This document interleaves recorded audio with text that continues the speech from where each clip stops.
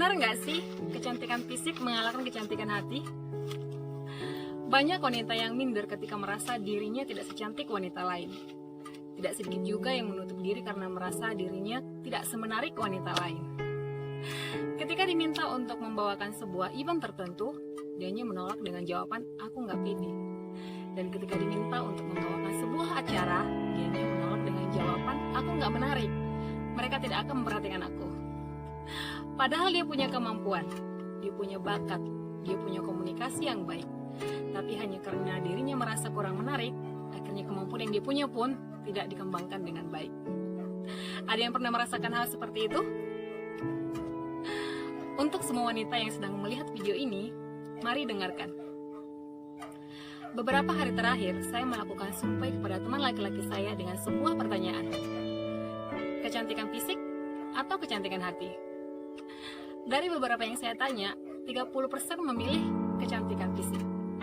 Sedangkan 70% lagi memilih kecantikan hati.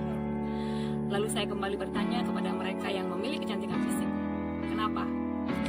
Lalu mereka menjawab, kalau cantik, enak aja lihatnya. Oke, mungkin itu benar. Lalu saya kembali bertanya kepada mereka yang memilih kecantikan hati. Kenapa?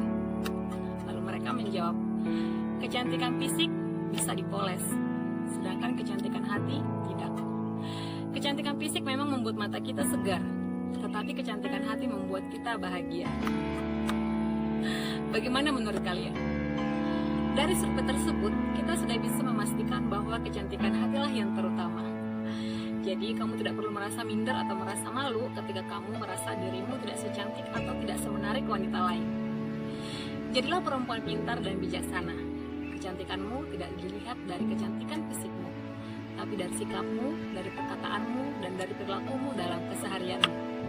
Itulah kecantikan sejati dari seorang wanita, kecantikan yang berasal dari dalam diri kita, atau yang biasa disebut dengan inner beauty. Jadi kecantikan fisik tidak pernah mengalahkan kecantikan hati. Kecantikan hatilah yang terutama. Jadilah cantik dari hatimu.